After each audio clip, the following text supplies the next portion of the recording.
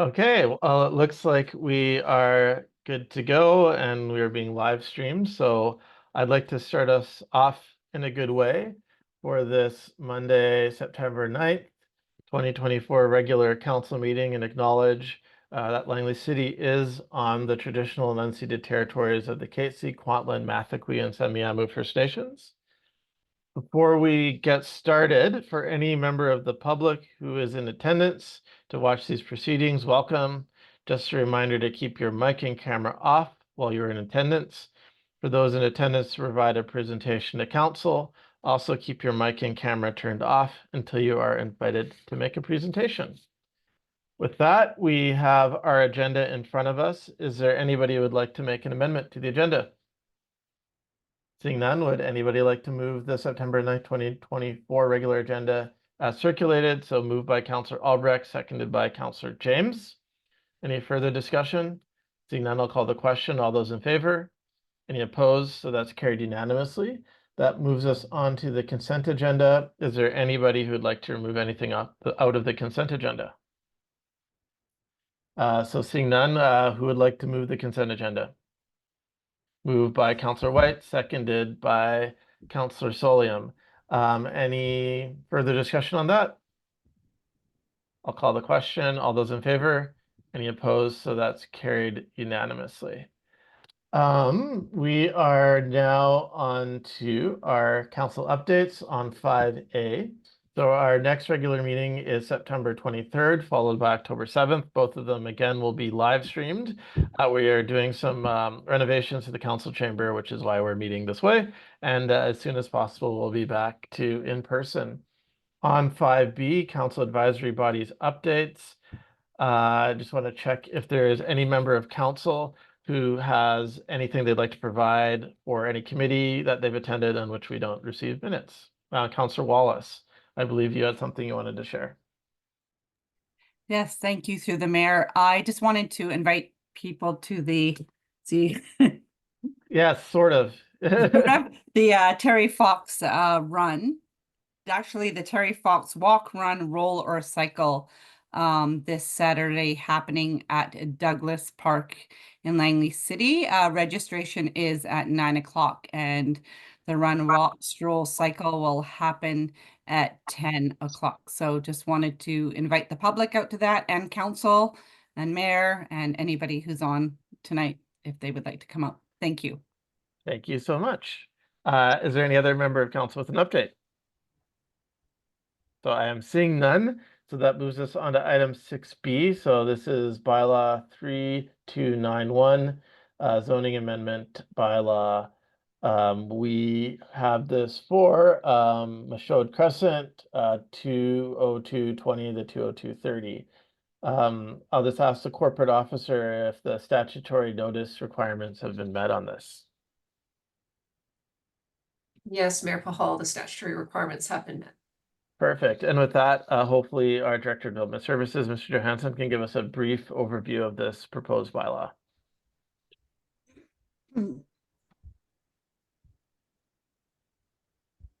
Yes, good evening, Mayor and Council and members of the audience.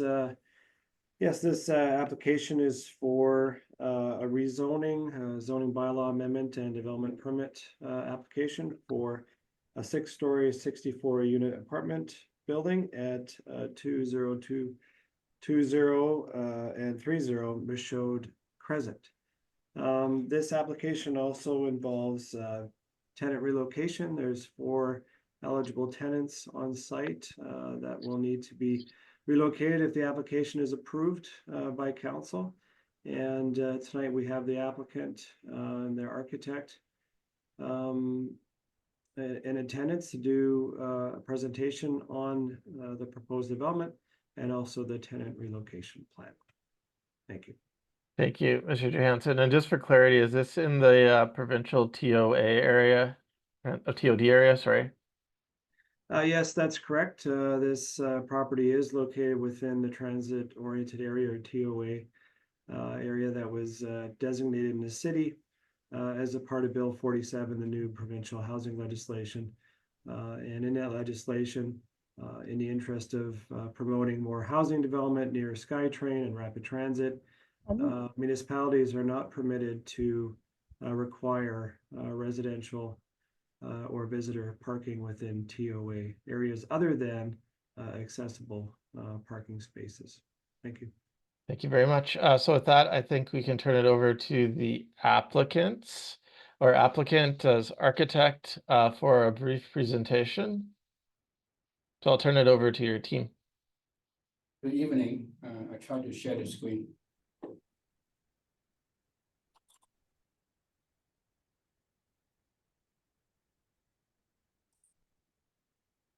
We can see your desktop Thank you. and the PDF. We can see it. Thank you. Everything's good. Yeah, Okay. you're good to go. Thank you.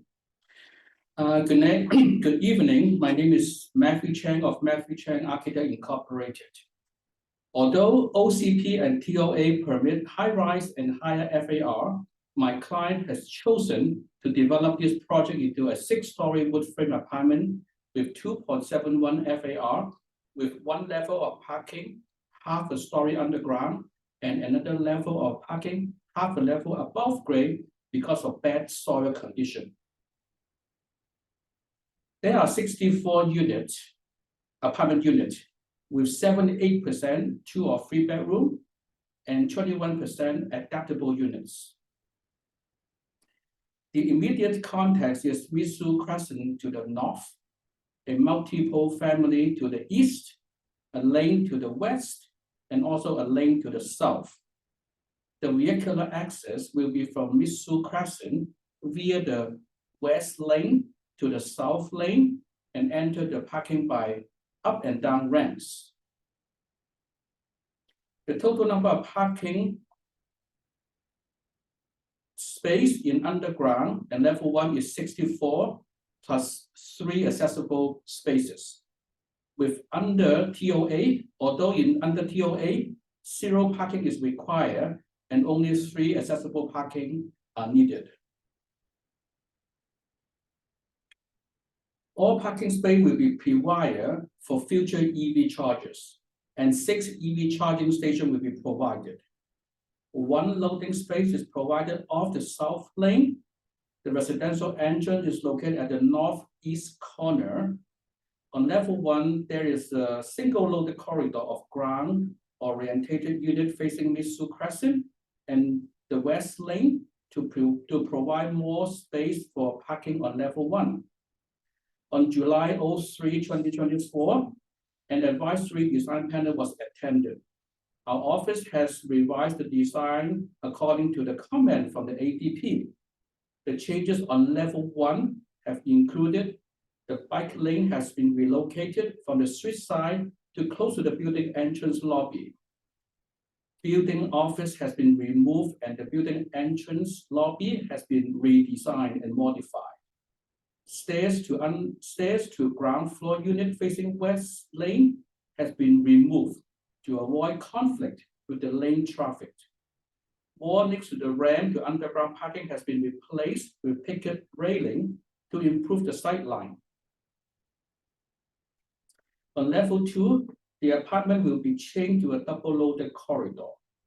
Indoor amenity space will be located with interfacing outdoor amenity space on top of level 1 parking structure. Regarding form and character, the building is an L shape facing Mitsui Crescent and the west lane. The form will maximize density and screen the parking area behind. Regarding ADP comment of the form and character, the roof line has been modified. Extruded balcony has been extended at the bottom of the feature, and the stairs of ground floor unit facing west lane has been removed. The building entrance is located at the northeast corner. It is elevated and is accessible by a ramp. Also, the entrance door is transparent for the septic reason. To respond to the ADP comment, more glazing has been provided on the side wall of the building entrance. This image from the south lane shows the above-grade parking is screened by the L-shaped building. Underground parking and level 1 parking are accessed by separate ramps. The outdoor amenity space is located on top of level 1 parking structure. To respond to the ADB comment, extruded box structure features in tan color has been proposed on the rear elevation, similar to the front elevation. The wall next to the ramp to the basement has been replaced with picket fence to improve the sightline. The ceiling height will raise to 12 feet on the top floor from unit facing Lisu Crescent and the West Lane, which will create a stepping effect to the east wrapping area. To respond to the ADP, a parapet has been proposed to the turning corner of the L-shaped building to articulate the corner better. The elevation is designed with a base, middle, top concept. The base is composed of painted gray concrete patio with first 2 levels cladded with facing brick. The bricks are interrupted by base cladded with gray fiber cement board.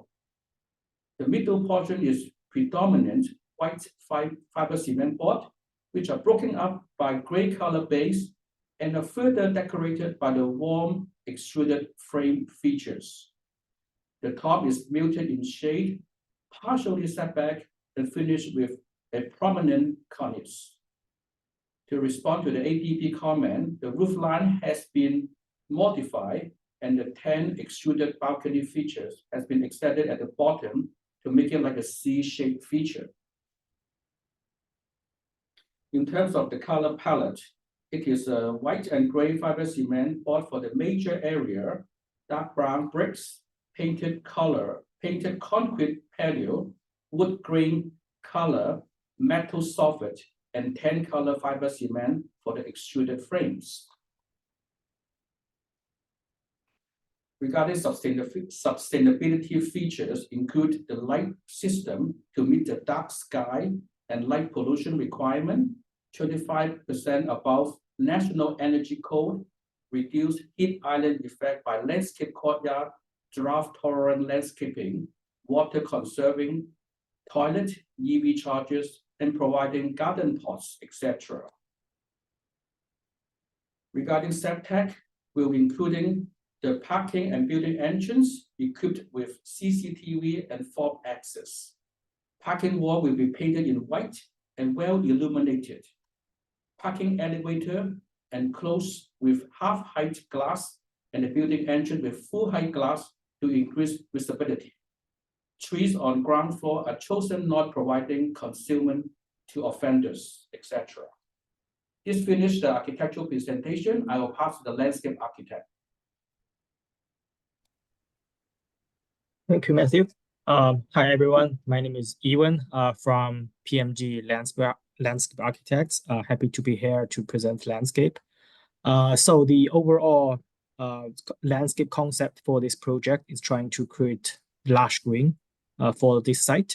So we can see on this plan along the north edge and the west edge, we create landscape buffers. So by understanding the site has been raised higher than the sidewalk, the landscape buffer like evergreen shrub has been proposed here to cover the retaining wall there. Almost each unit along these 2 edge having 1 tree. And each unit, we are proposing the large patio size. So the residents can using the patio for the barbecue and the picnic table for the picnic and the other programs. Next page, please, Matthew. Yeah, so this one is showing the shrub plan for that. Next page, please. So on this plan, we can see the outdoor amenity area.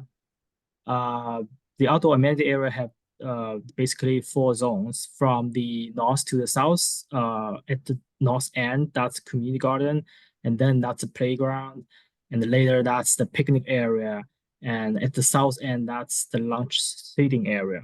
So the playground has been located next to the indoor amenity area, indoor amenity room, which is we're trying to keep it far away from the residents' unit to keep them quiet. In the play area, we propose three the play piece, and we're trying to offer numerous programs and allowing multiple kids to play at the same time. In front of the private unit, we have the raised planter to create a privacy and buffers for them. So the overall site, we have 9 replacement trees are proposed. All the planting and shrubs are low maintenance and drought tolerant. So that's all for landscape presentation. I will pass it back to Matthew if you have anything you want to add. This ends our presentation, and we are welcome for any questions. Thank you. Thank you very much. So with that, I'll see if council has any questions about the presentation. So we will start with Councillor Albrecht. Yeah, thank you, Mayor Pahal, and I just wanted to, as chair of the advisory design panel, I just wanted to thank the developer and his team for addressing the issues that we raised and the improvements that we thought could be done and incorporated into the building. So really appreciate you working with our staff to come up with a proposal that should be acceptable to the community. Thank you. Is there any other questions of the presentation from council?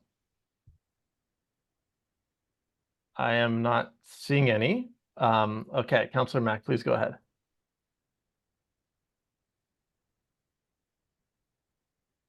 Thank you, Mayor Pahal. Through the mayor, I just had a question for the applicant. I'm not sure if they're able to answer, but I was wondering how many tenants are there living in the building, both in legal and illegal suites, and how many tenants are included in the tenant relocation policy or plan? Actually, my client or the owner is in a meeting, so maybe I could pass it to him to answer this question. Now, ma'am. Yeah, that would be great if we could get an answer for that. And I think that the comments that I wanted to express predominantly surrounded the tenant relocation.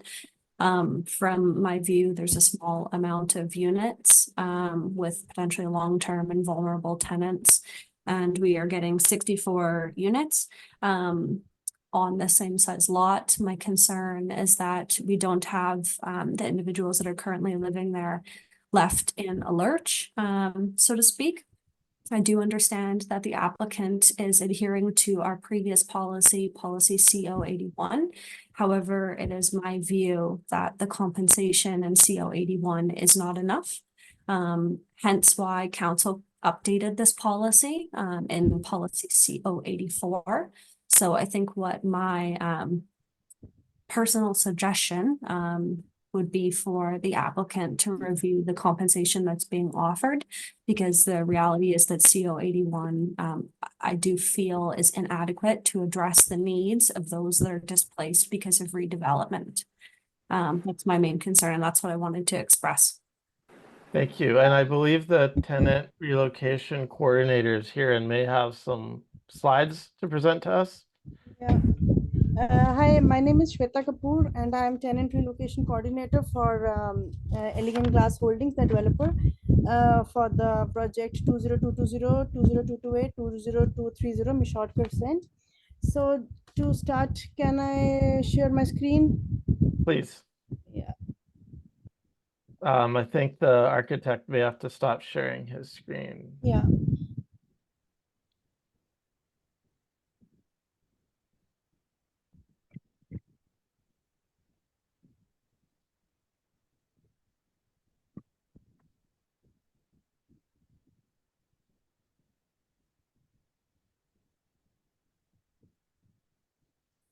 Sorry, I think I'm having some problem with sharing my screen.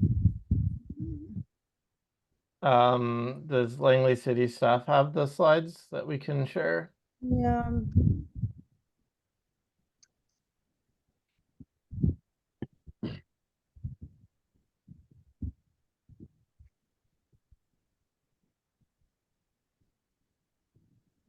Mr. Johansson, is there anything that you can provide or?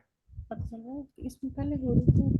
Yeah, if the, yes, Mayor, if the tenant relocation coordinator can't get the slides up, I believe we have a copy of that. I think Anton might have it, could share it.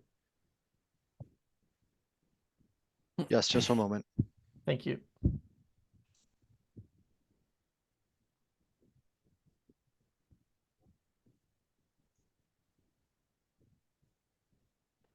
Is that up? Yes, we can see it. So maybe you can walk us through those slides and then you can just tell us when you want to have them advanced.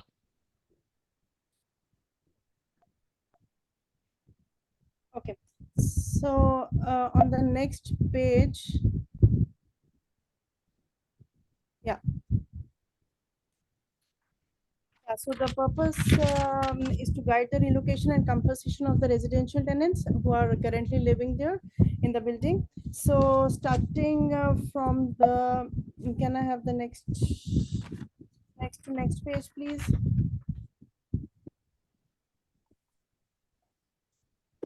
Next page, please.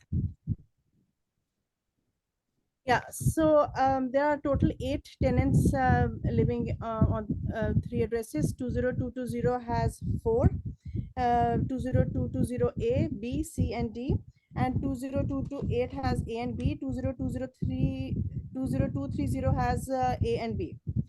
So only we are communicating with the affected tenants. Those are residing in 20220C and D. I have marked there in red. So 2022C and D, and 20228B and 20230A. So rest one unit is vacant, that is 20228A, and 3 are there are new tenants. So we have already the developer has already signed the agreement mentioning that they are going to demolish the building next year. So the agreement is for 1 year. So currently we are dealing with only 4 tenants.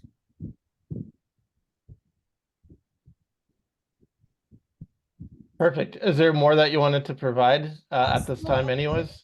Currently, we offered them for the additional 2 months, apart from the what is in the compensation provided by the Langley City. But we are giving additional 2 months. But we have already informed them that it will be they can avail it if they can sign the early vacant agreement with us. So we have not heard anything yet, but 2 of them, they are quite willing to move in the beginning of next year. And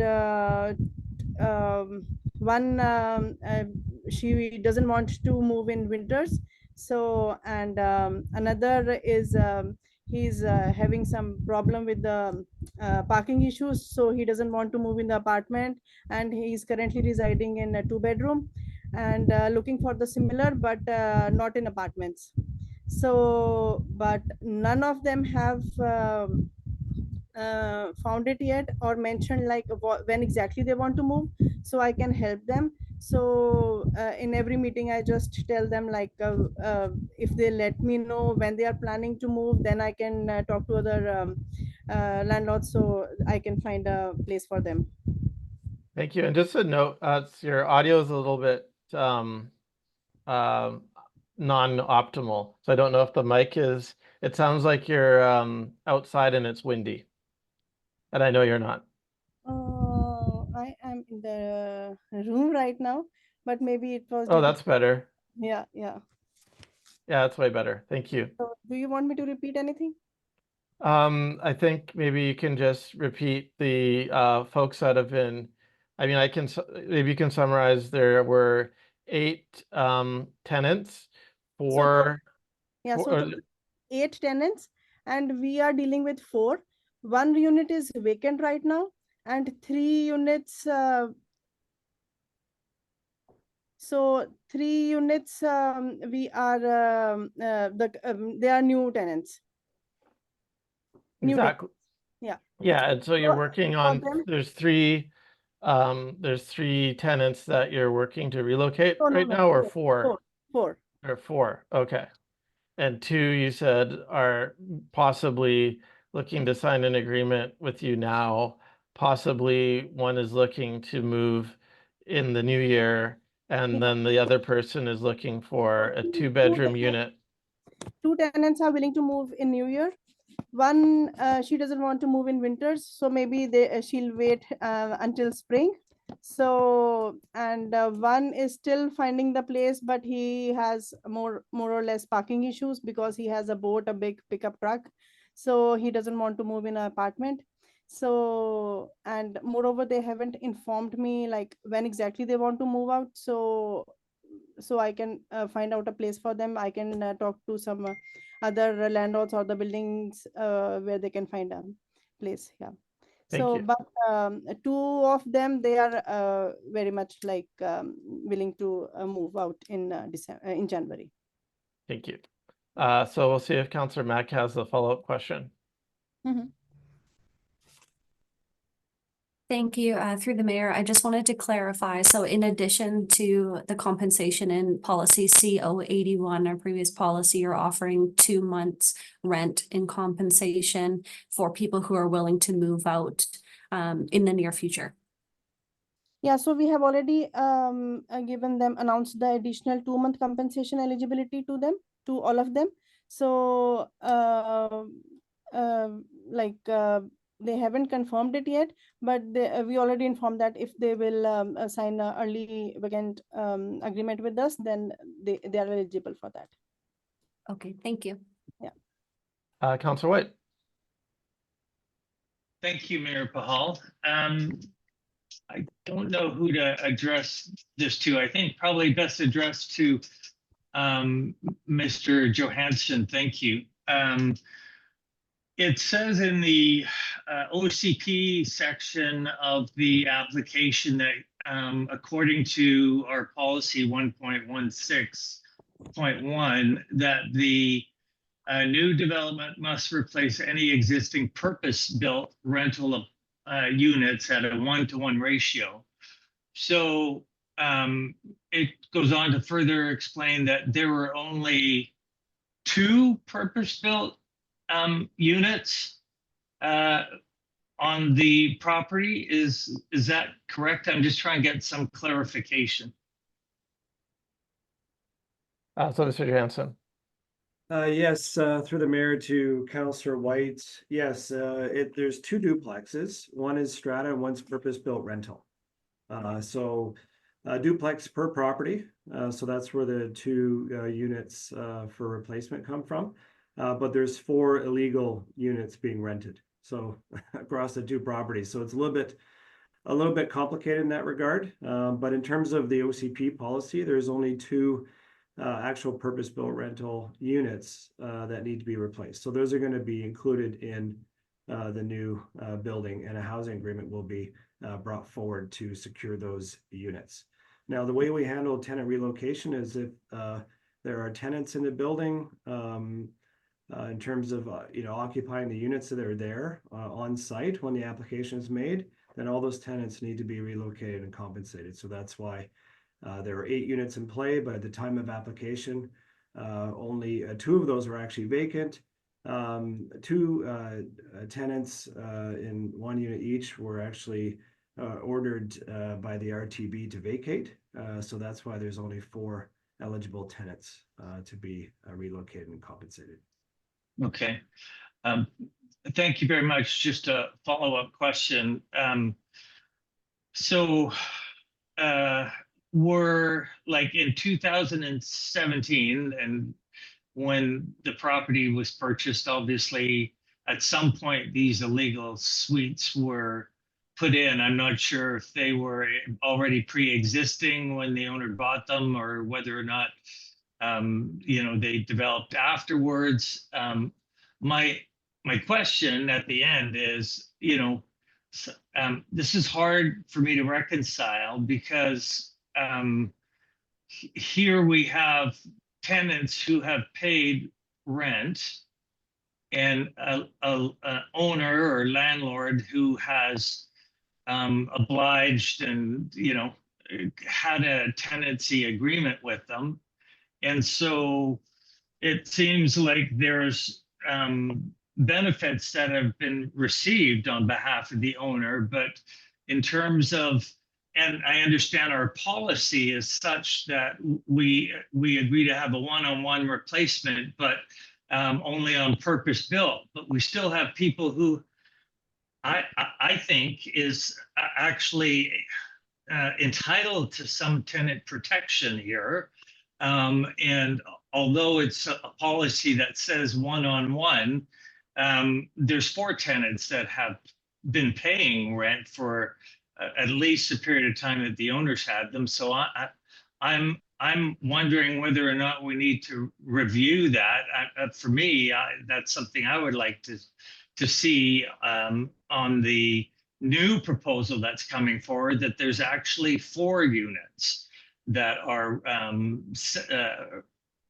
set aside as rental units, not 2, which would leave the remaining 60 units as condos and a total of 4 rental units.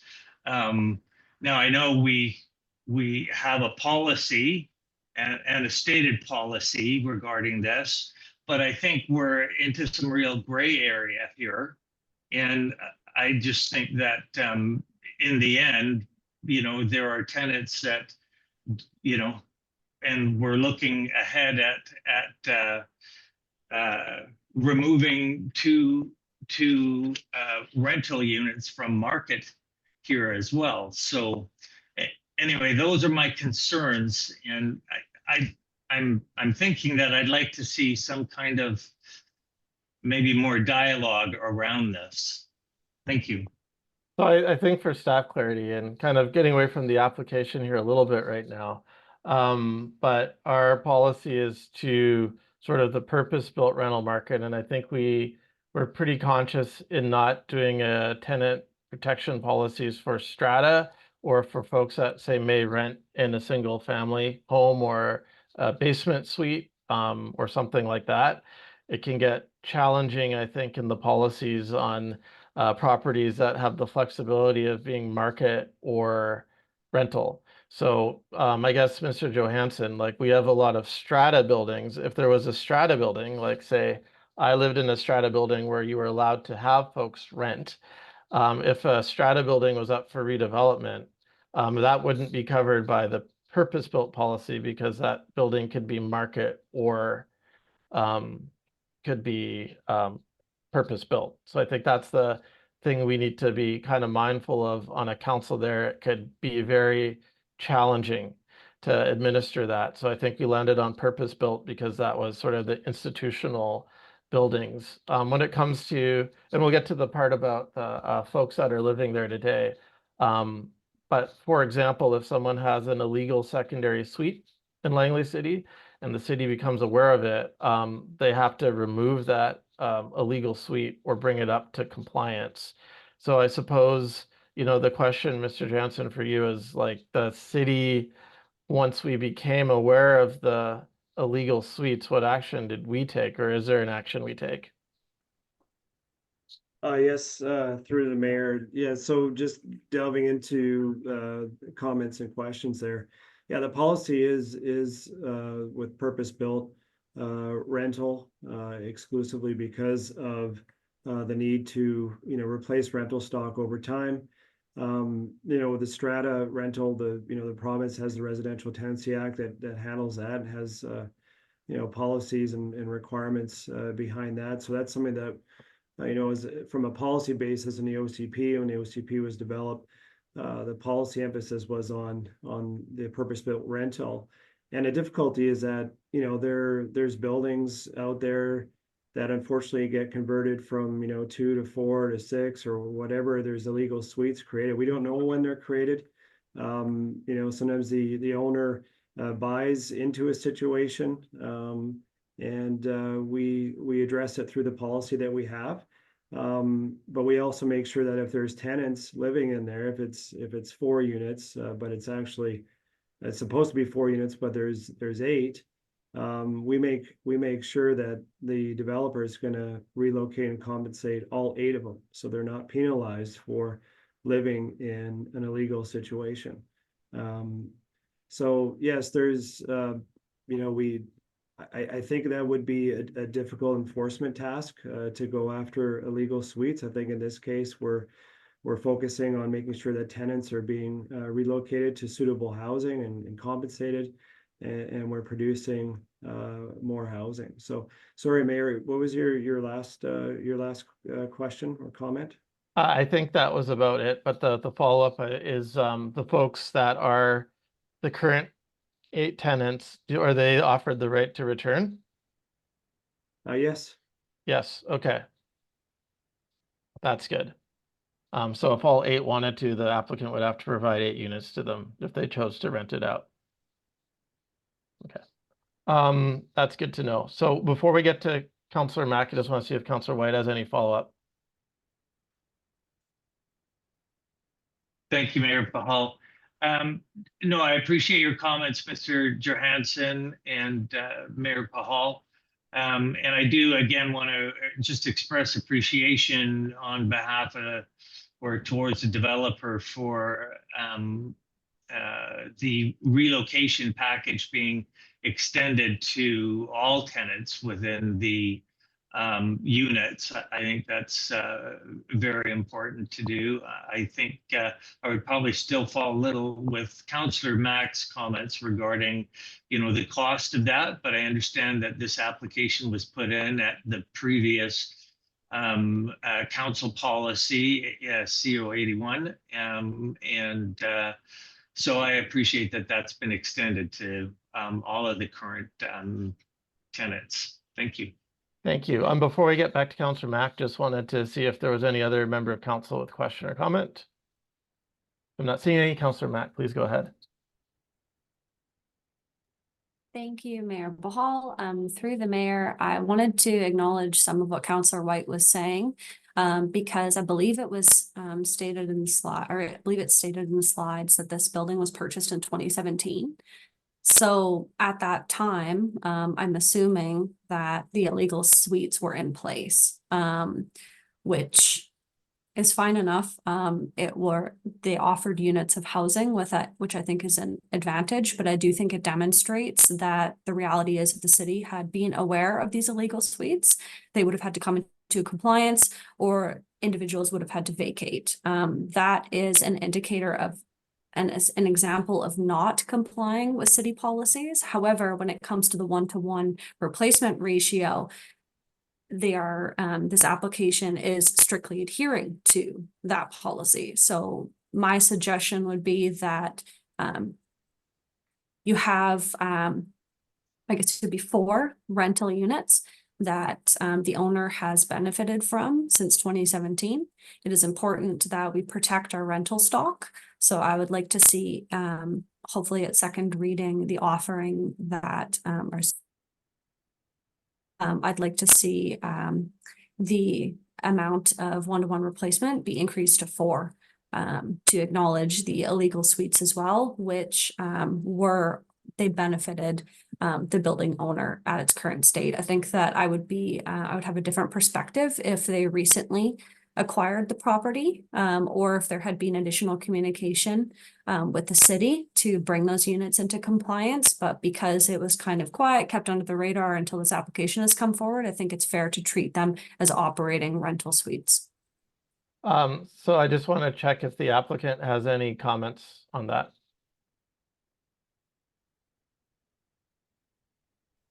So no comments from the applicant on that. Okay. The developer to talk about this one. Is the developer here? Yes, he's unmuted already. Okay. Hi. Can you hear me? Yes, Yeah. thank you. Yeah, somehow my camera is not working. Yeah, my name is Namanmeet Singh and I am the owner of the property. Yeah, I purchased this property back in 2017, which was 8 units at that time. And I was not aware that time when I purchased it was illegal suites were there.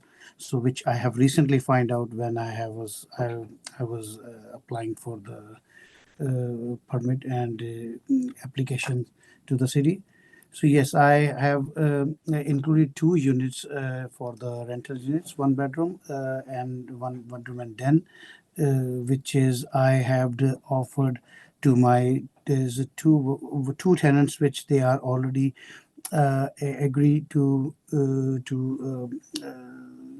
the tenant relocation that they will move out next year, which is once the winter will go, and they verbally they accepted.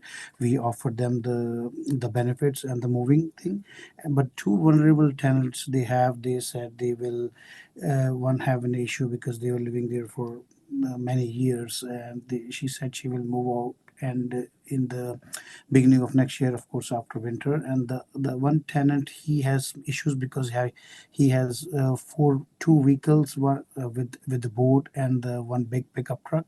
So that's kind of he is more concerned, and he doesn't want to move into the apartment, which I offered him one thing, which I'm going to bring it up in notice.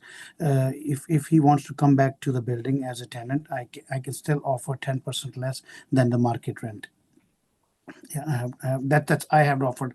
One day I was inside and he asked me, so then I personally offered him that I'm willing to do that. Okay, is there any other comments you have? Yeah, other comments is being market is too tight, and the things are not moving in apartment buildings, so interest rates are so high, which I would want to be stick to the policy. If it's one-on-one strata policy we should be doing building a 2 rental units. Rest should be market rental. As the 2 vulnerable tenants, I offered them, and I want to give them on the 10% less than market rent. Other two, the tenants they one is on the market rent, one is a little bit less on the market rent, which is they still we can find the market rental suites for them because they're on the market rent. Okay, we'll just, did you have anything else? No, thank you. Cool, so we'll go to Mr. Johansson and then Councillor Mack, just in case Mr. Johansson had some comments.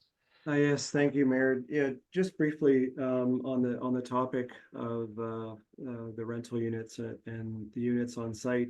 Until the applicant made an application, we wouldn't have been aware of the illegal suites. So we're applying OCP policy and bringing that forward in terms of replacing the purpose-built rental units that are actually on title in terms of it being a rental building versus a strata building. So we're following that, and we're bringing that forward in terms of being consistent with the OCP. If that's something that council wants to review with the OCP, that's something that we would need to do and amend the OCP. But in terms of this application, that's the approach that we took, and we wouldn't have known if these units were illegal until the applicant came forward with an application. And we're not letting them off the hook in terms of having to compensate and relocate all the tenants. If there was 8 tenants on site when they made the application, they would have to compensate and relocate all 8 of them, regardless of the previous status of the property. Thank you. Thank you. So Councillor Mack. Thank you, Mayor Pahal. Through to the applicant, I wanted to just reinforce, I do think that it is somewhat problematic that there was a benefit received from 2017. That benefit was in contradiction to our policies. However, when an application has come forward, there's a more convenient policy by my view. I do believe that if you had, it appeared that there was a willingness to, on a one-to-one policy basis, when you applied, potentially offer 4 replacements for the 4 rentals that are purpose-built rentals. So I'm just not really, I'm not saying eye to eye with why there isn't 4 being replaced. It seems more convenient with the policy now, even though there was benefit received prior. Okay, thank you, Counselor. So see if there's any other comments from council to the applicant. So I'm not seeing any. I guess the last words I would say too is, if this does actually get, final reading and a development permit, it's really important to be aware of where you're working. It's already a very busy, active area. So, you'll need to make sure that have you found parking for trades? That's something that we look for. I know folks say they do, and then they end up parking on the street, which creates problems for community, being a good neighbor for cleanliness. I know garbage gets strewn all over the place. I see that in the project under construction right next to me. And then obviously making sure that you're following proper city policies, making sure you have building permits and the like before you do works on your property. Really important that you do your due diligence there. So with that, we do have a motion in front of us. The recommendation is that the bylaw cited as zoning bylaw 1996, number 2100, amendment number 211, 2024, number 3291 be read a first and second time. Is there a mover for that? So moved by Councillor Albrecht, seconded by Councillor Solium. Is there any further comments on the bylaw? So seeing none, I'll call the question. All those in favor? Is there any opposed? Opposed? So it's opposed by Councillor Mack and it's opposed by Councillor White, so it's carried. That brings us on to item 6B, so that's bylaw 3288, zoning bylaw amendment 208, development permit 0423, so it's a third reading. It's that the bylaw cited as zoning bylaw 1996, amendment 2100, amendment 208, 2024, number 3288 be read a third time. Is there a mover on that? So moved by Councillor Albrecht, seconded by Councillor James. Any further discussion on that? So I'm not seeing any. I'll call the question. All those in favor? Is there any opposed? None opposed, I assume. So that carries unanimously. That puts us on to the Crime Prevention Committee report. And so we'll turn that over to Councillor Albrecht.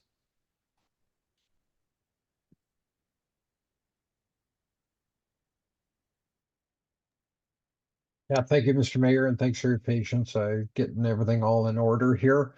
So Crime Prevention Committee is looking at, well, I'll just read the recommendation and I can go into it.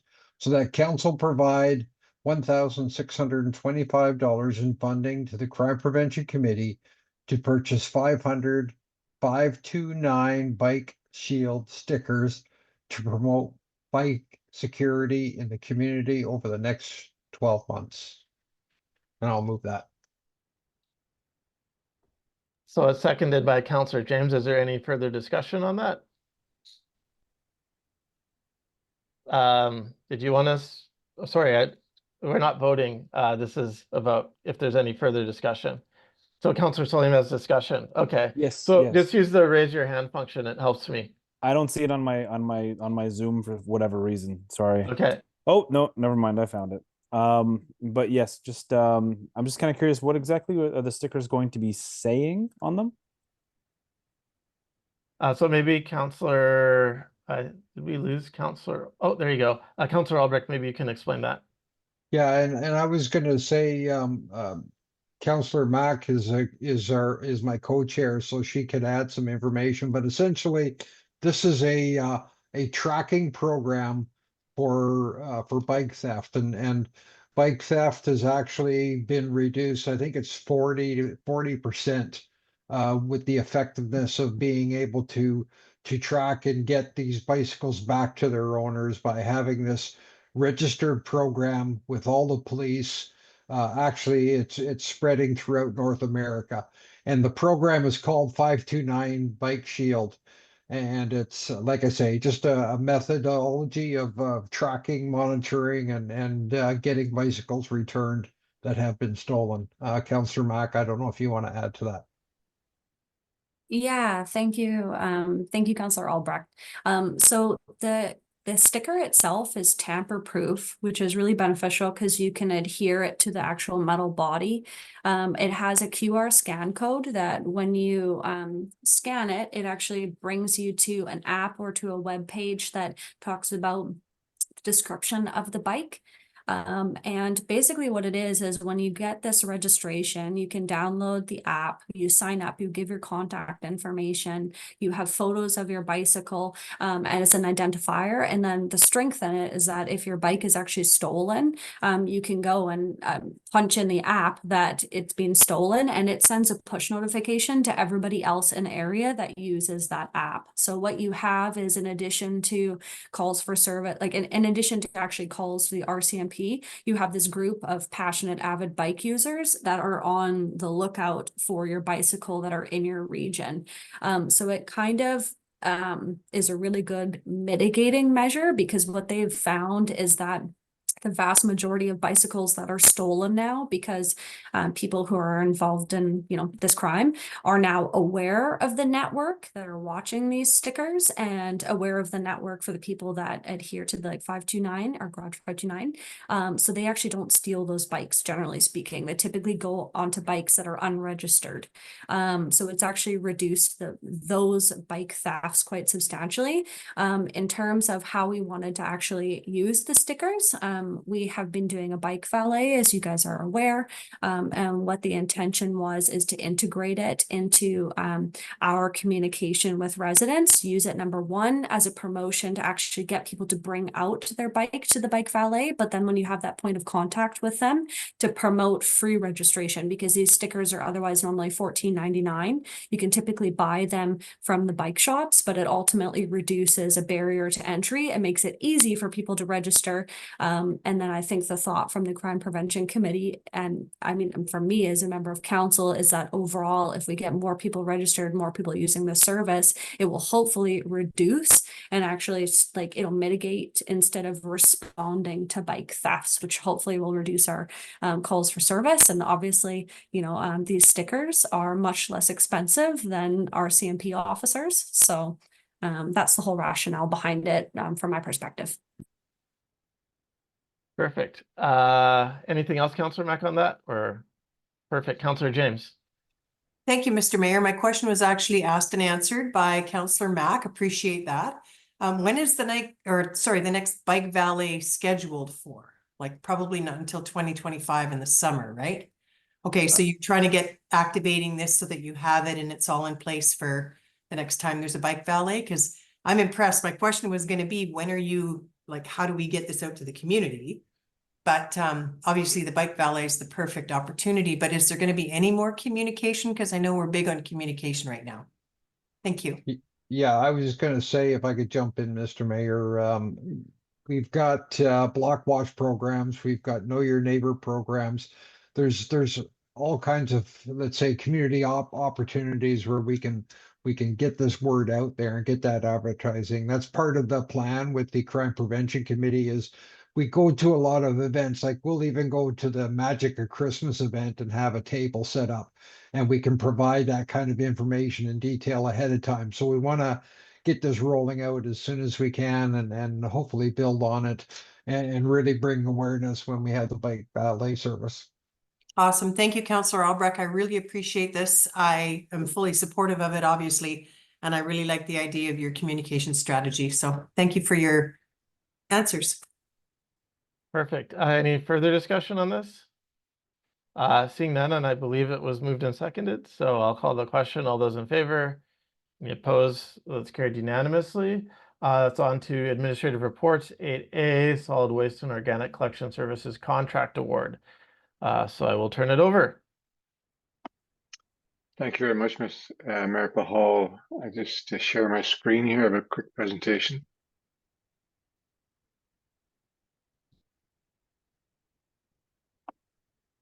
Just querying if that's now Yes, we visible. can see it. Yes. Thank you.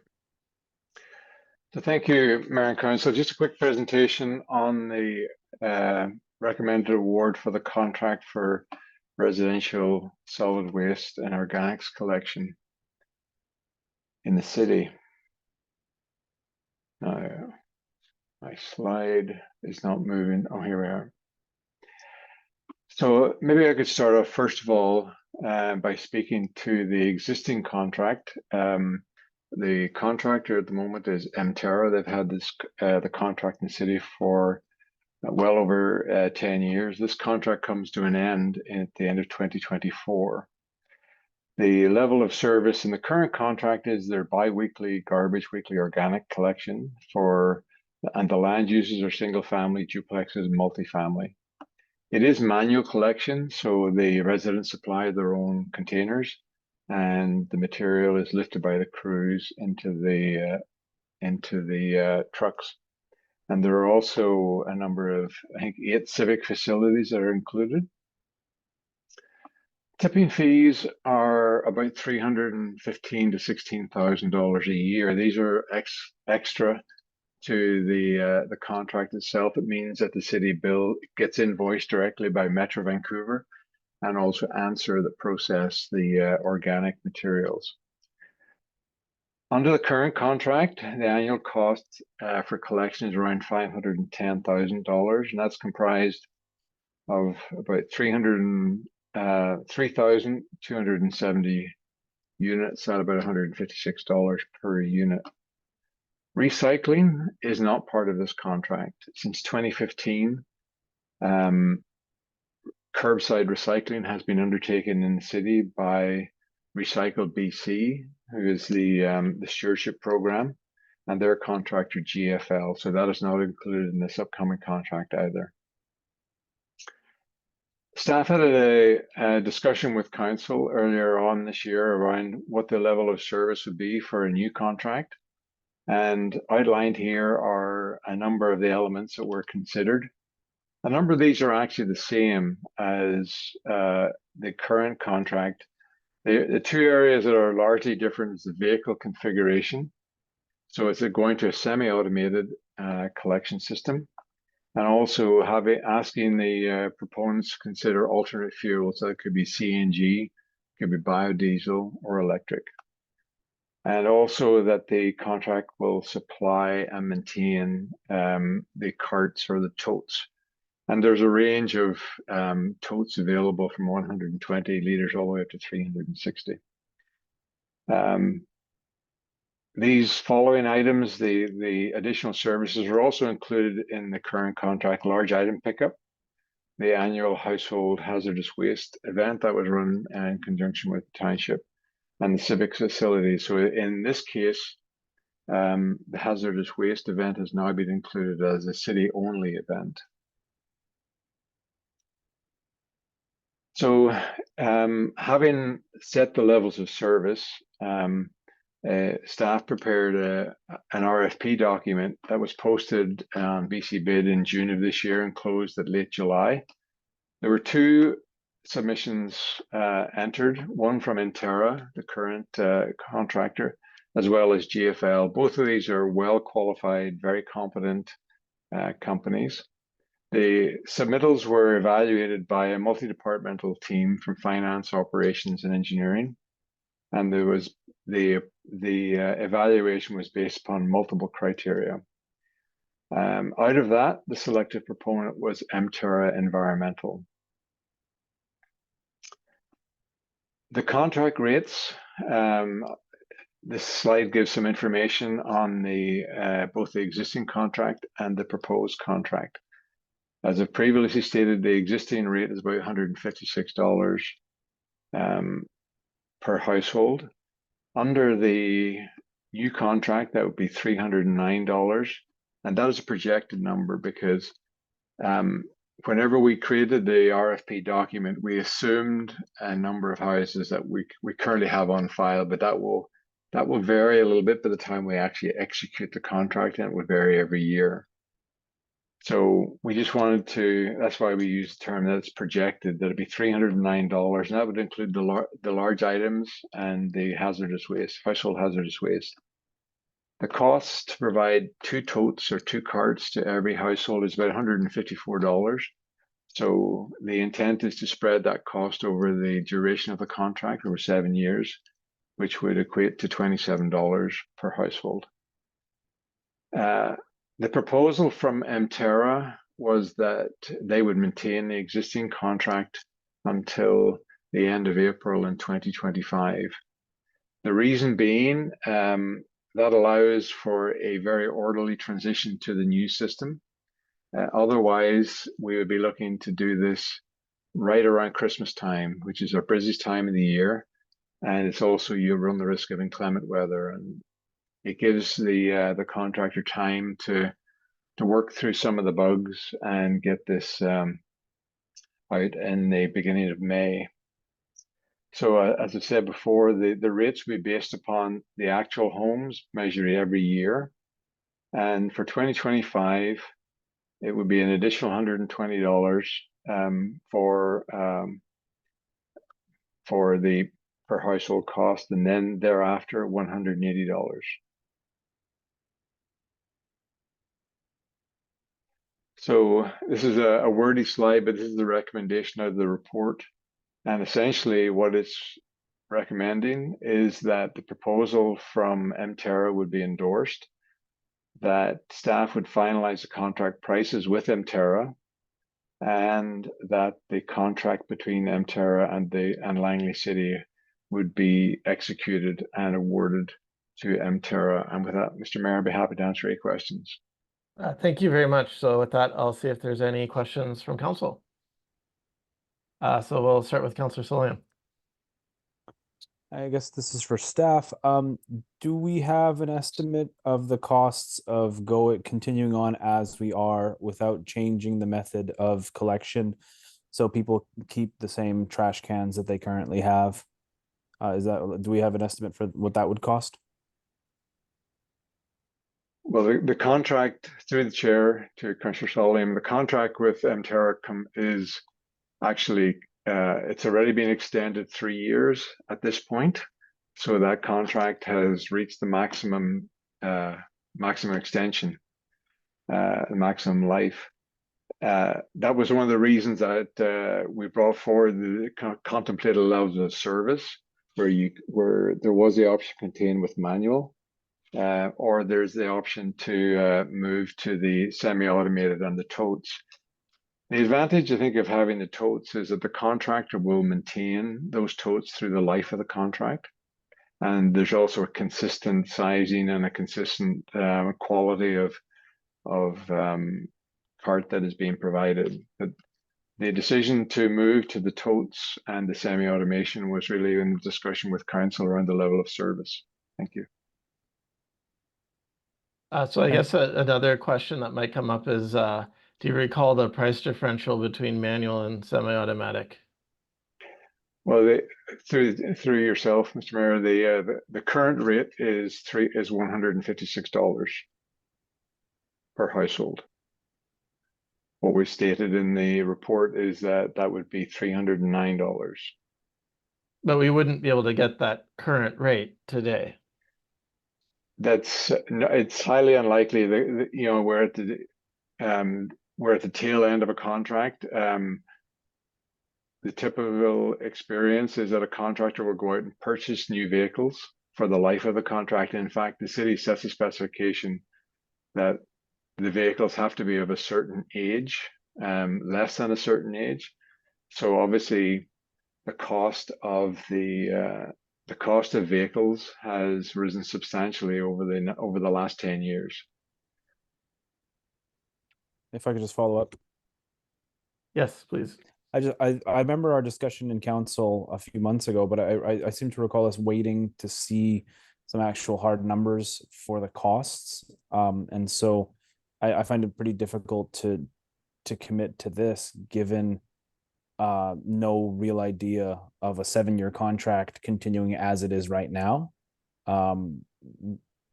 Again, changing the service was on the table, but I think a lot of it was dependent on, well, what is the actual cost differential, not compared to what we've been currently paying, but what we would be paying going forward. So that information would be really helpful. Through the chair to Councillor Soliman, as I've stated, the contract is at its end. It's 7 years plus 3. So it's the contractor can walk away at the end of 2024. The only way you would get a price, as you have requested or stated, is that we would have to go to tender, go to market based upon that level of service. And so the level of service was voted on by council, and that was the basis that staff used for the proposal. Thank you. So with that, we'll go to Councillor Albrecht, and then if there's more questions, we can circle back. So Councillor Albrecht. Thank you, Mr. Mayor, and thank you, Mr. Pollock, for the presentation. I have a couple of questions, and I'll shoot the first one out. So it's for like single family services. We're reducing projection growth and so on north of the Nickel will be taking away a lot of the single family residents and moving that into condos or townhouses. So we'll be reducing services. And you said, I believe you said, and I'm just going to get this confirmed, that the contract will reduce if the number of single family houses reduces. Is that right? Or is the contract the contract? Through the chair to Councillor Albrecht, I don't believe if I did give that impression, I apologize. I don't believe that was my intent. The cost, whenever the RFP document was issued, there was an estimated number of, not an estimated number, a stated number of dwellings whereby the city would continue to collect garbage and organic waste. It is expected that number will be revisited every year. And the contract has a provision for addressing the number of dwellings that will be collected every year. So it may change in a small way, but every year we will do a count of all the houses that are there. If there's a 2-lot split and there's 2 single family homes, then there'll be an addition to the contract in that case. Okay.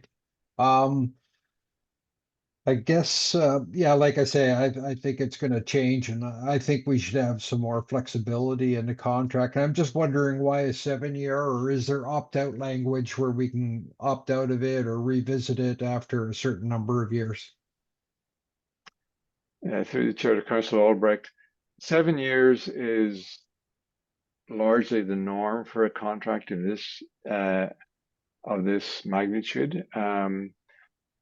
The reason being that it aligns with largely the service life of a vehicle for a contract for a vehicle that we used in this case.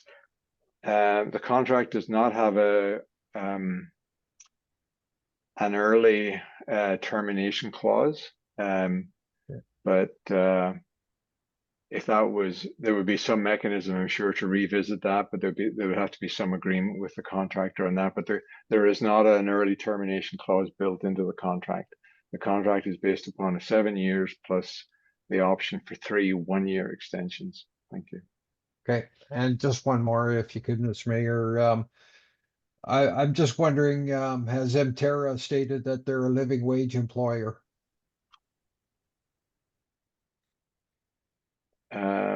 Through the mayor, I do not believe that that statement has been made. I can confirm that statement.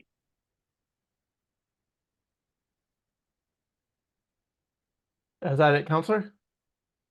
Yeah, just a last comment is I still think that bringing this service in-house is a way that we can provide a better level of service and be able to compete and even provide opportunities to generate revenue in the future. So I'm disappointed that we didn't look at bringing it in-house, but that's our conversation for another day. So thank you, Mr. Pollock. Thank you. We'll go over to Councillor White.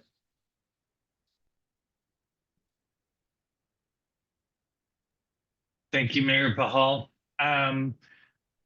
Through the mayor to Mr. Pollock, can you speak to any of the cost benefit analysis that was done of insourcing the garbage service compared to contracting it out to Emterra?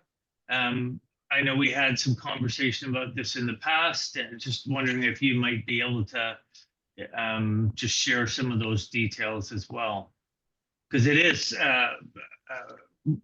as Councillor Albrecht mentioned, was one of the options that we explored and had on the table. Through the chair, through Mayor Hall to Councillor White.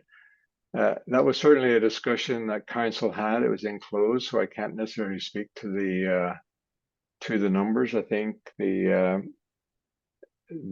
costs were higher, bringing it in-house, but that information was presented to council and it was incorporated into the level of service that we went to market with. Did you have a follow-up, Councillor White? Yes, I did as well. Thank you, Mayor Pahal. And then just a question regarding the tipping fees.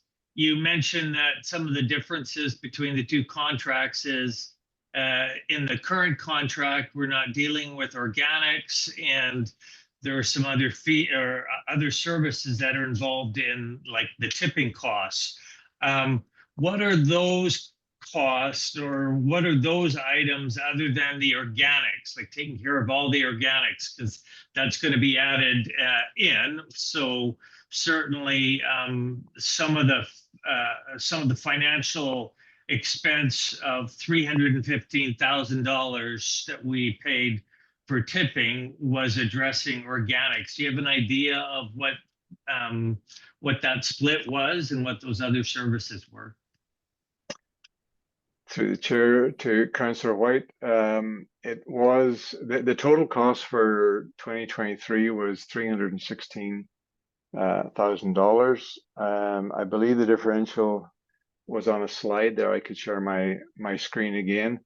The reason that has always been there, the cost to dispose of garbage and the cost to dispose of organics has always been there. The reason that cities, and it's pretty universal that it's done this way, a municipality will choose to be invoiced directly because then there's no markup from the contractor. So the cost comes directly. So it's basically a flow through to the city. But I think if council wishes, I can share my screen again, but there was a slide that did indicate what so I'm just sharing the current slide at the moment says that the cost to Metro Vancouver in 2023 was $181,000 and the cost to green waste or to answer for the organic waste was $135,000. Thank you. Was there any further questions?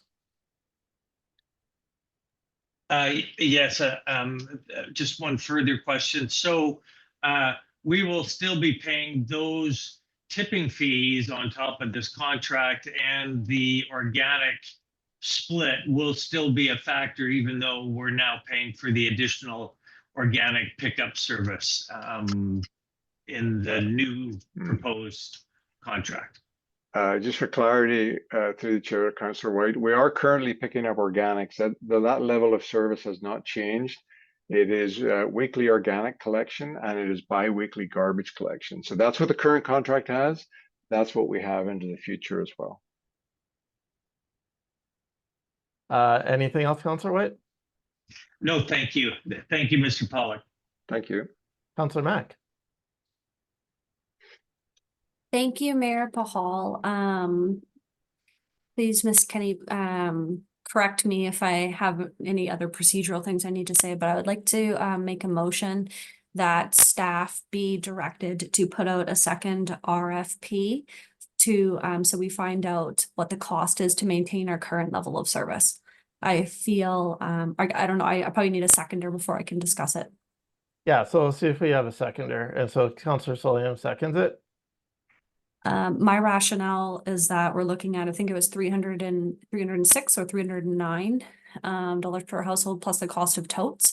If we're looking at $280, for instance, to maintain our same level of service, including inflation, I think it makes sense to increase the level of service. However, I feel that right now, as a member of council, I have one proposal.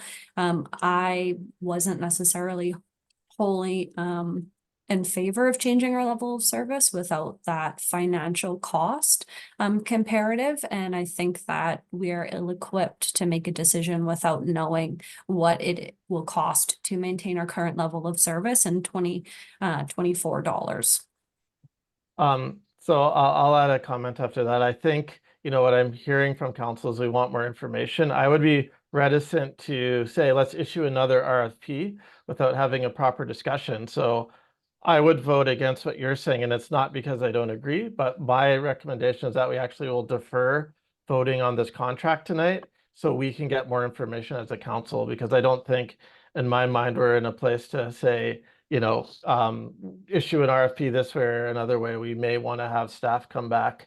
Because certainly I have questions as well. And perhaps, this might be a conversation, since it's contractual, that might happen in a closed meeting, depending on the circumstances as well. So that I would propose, I'll vote against your motion. It's not that I don't agree, but I just don't want to commit us to another course of action without having a full discussion. Thank you. I think that's fair. I can retract the motion if we seek to defer this after further discussion. Perfect. So do you agree with that, Councillor Solium? Great. So I'll add some comments to, I guess, my motion. So I'll move, and then I'll just set a date, and if we need to move it again, we can move another date. Also cognizant that we need to have waste removal services as well. We don't want to put our residents in a lurch, but I'll just move that we defer these recommendations to the September 23rd meeting. So that's seconded by Councillor Mack.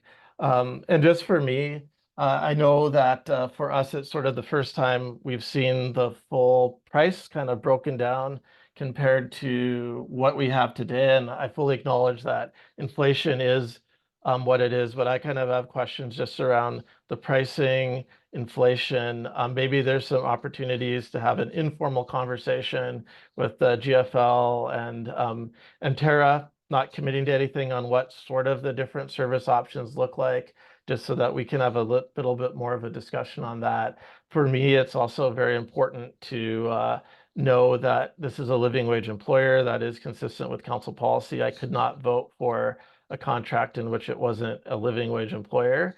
And then, as maybe Councillor White said and Councillor Albrecht, I know we cannot spin up in-house, garbage removal services in 3 months, but it might also, change the dynamics of that as we plan for the future, seeing that we got a doubling of costs between contracts. So, it might behoove us and have a future discussion on, do we plan in 7 years' time to bring this in-house so we don't get the shock. So I just think there's a lot of unknowns right now. So I'll just ask Mr. Pollock if he wants to provide any comment. Certainly, that's more than happy to have further discussions. I have been through this scenario before, and fishing for bids and having discussions is all well and good.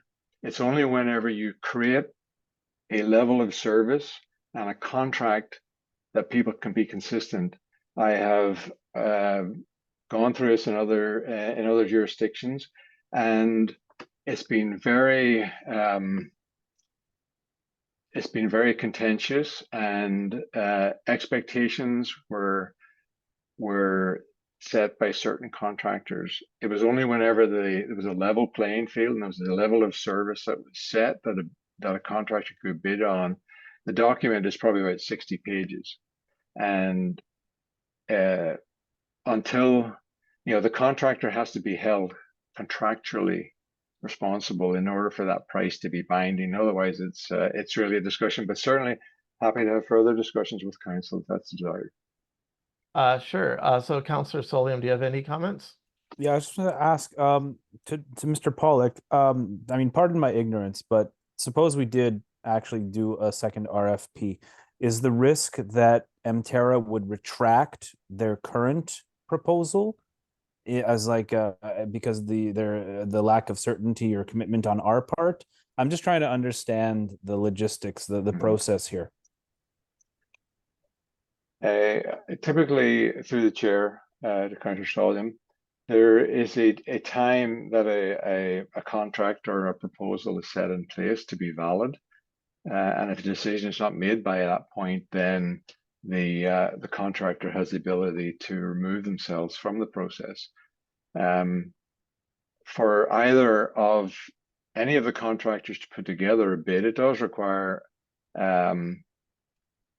a considerable level of effort for them to do so, to put all the numbers together and to look at the various routes. So they may elect or they may not choose to participate in another RFP. That's the unknown, right? But that's certainly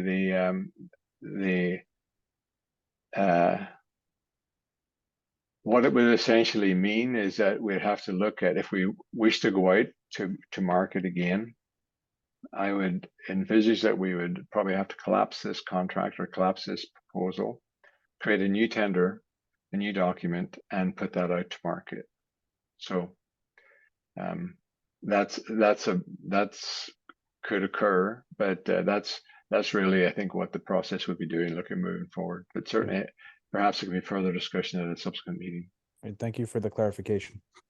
Yeah, and just for clarity too, when would we have to make a call on this contract before it becomes invalid?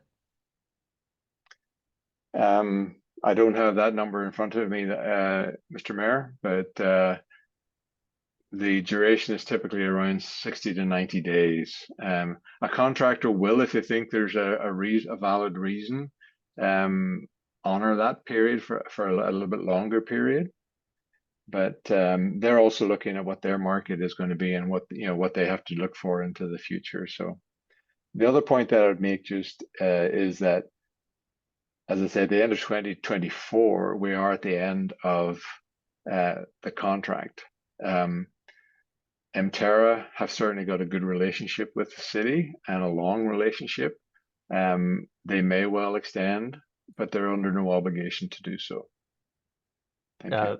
That's good. And I think that, council well, I'm speaking for myself now, but, I think we'll likely, need to move forward with an agreement, but it does seem that there is a bunch of questions kind of tonight, just how things are. So hopefully we can come back with some clarity around that. I think that'll give us a little bit more comfort. And if there's any other more fulsome discussions we need to have, I can obviously work with staff to make sure it's all scheduled. And then, it is a matter of public record for those that want. But if council has any questions beyond this meeting, they can, for the sake of a quickness, email me or staff, and then we can make sure that those are addressed at the next meeting. And I do appreciate all the work that goes into these contracts, and I do acknowledge that we've been talking about this for the last little bit. So hopefully we can get some questions answered, get ourselves some comfort, or if we do decide we go in another direction, that we're very, very solid about that and the rationale is iron. So I think 2 weeks is appropriate amount of time here. So with that, I will call the question on the deferment. So all those in favor? Is there any opposed? So that's carried unanimously. So that brings us on to item 8B, which is a draft urban forest management report. So we'll turn it over to Diamond Head Consulting. Thank you, Mr. Pollock. Mr. Mayor, if I could just do a little brief preamble to the report. 2 things, basically. The first, I would like to use this opportunity to introduce a new member of staff. We've got Perry Brown, who's joined us a couple of months ago as the city's first environmental sustainability coordinator. Perry has done a lot of work in the private sector, working for consultants and contractors, and has been involved on the in helping develop the draft urban forest management strategy.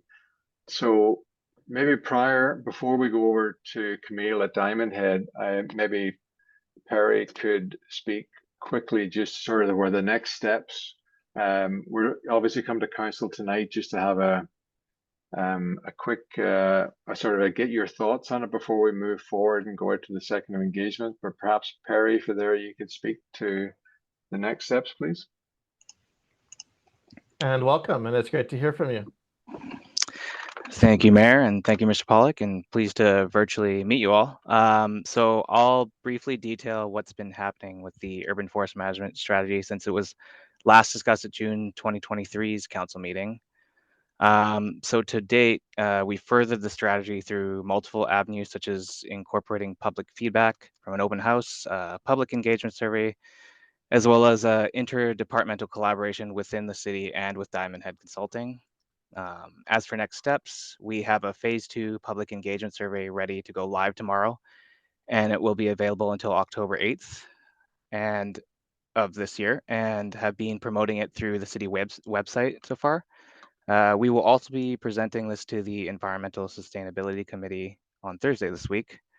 There's also potential to bring this to the neighborhood meetups, or now known as Langley City Connects Open House, depending on the level of feedback we receive from the survey and input from council. So once we incorporate the necessary feedback, we hope to finalize and advance this for council endorsement by Q4 of this year. And that's it for me. Thank you. Thank you very much. Over to Camille. Thank you. Right. Through the mayor, just give me 1 second here to set up my screen sharing. Okay. Hopefully you can all see that all right. So good evening, Mayor and Council. My name is Camille Lefrançois. I'm the Environmental Planning Manager with Diamond Head Consulting and also lead consultant on this project. So pleased to see you again this evening for a brief update. I'll be keeping this presentation very short, and we'll be happy to answer any questions about the presentations or things that you've seen in the draft strategy that is attached to tonight's agenda. I'll be briefly covering an overview of our project and progress, building on what was mentioned by Mr. Brown and Mr. Pollock, and then give you a few pointers on highlights of the urban forest management strategies before recapping our next steps. So when it comes to the project overview and progress, Council may recall that our work is taking place on 3 big phases of work. We started working in the spring of last year, really starting by building a good understanding of your context and policies through our background research. And as was mentioned, in June of last year, we had our first phase of engagement, after which we moved into strategy drafting. And I did want to highlight that I did come to this council last April just to give you a brief preview, if you will, of what would be coming to you in the draft strategy. And so we're really coming back to you today, now that you have the draft in hand, to kind of remind you of what's in there and answer any questions. And as was mentioned, we'll be moving straight into our public engagement from there on. So again, without going into too many details, given that those have been presented to you in the past, just reminding Council that, of course, as part of the content that you'll see in the draft strategy, we've put a lot of work into establishing a baseline for the urban forest in terms of current conditions so that you can track progress and compare with current conditions. And that included mapping your 2021 canopy cover, which we found to be at 17% citywide. And you can see that in green on the map here. Part of the analysis that's included in the draft plan really focuses on understanding distribution and its implications in terms of equity, access, ecosystems, and impacts of land uses and so forth. In addition to that, as was mentioned, we reached nearly 300 people in our phase 1 engagement. And again, that really helped us build a strong vision for what the community wanted to see the urban forest look like in Langley City moving forward, as well as gaining a better understanding of aspirations and concerns. And both of those pieces of work really came into play in terms of the content that you're seeing today in the draft strategy. So with those steps completed, as was mentioned, we're now moving into phase 2 engagement. And with the information we hear from the public as well as from Council, we'll be making some updates before we come back to you with a final strategy ready, hopefully for adoption. So a couple of very brief highlights on the urban forest management strategy itself. You may recall this from a presentation from last spring, But really, this plan, in addition to building a strong baseline from where we're starting from, is really focused on the future and setting a vision for where we're going with the urban forest. And that also includes setting a canopy cover target, which can give us a good metric to compare and track progress over time for implementation. And the vision and targets are supported by 4 goals that provide a little bit of additional details on what we mean in terms of what we're trying to achieve. And then you've got 10 strategies and 33 actions that are really providing the details on how we anticipate we'll get there. And so again, as a reminder on the draft vision, in particular, that statement was really built using information that we collected from your community in phase 1 engagement. So that included things like the benefits that community members who participated in that engagement thought were most important for the urban forest to provide, the types of trees and ecosystems they thought were particularly important, and how trees should contribute to public spaces in particular.